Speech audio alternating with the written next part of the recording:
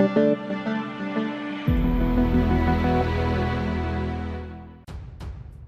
to hard reset Vivo Y100. Step 1. Use the power button to disable the Vivo Y100.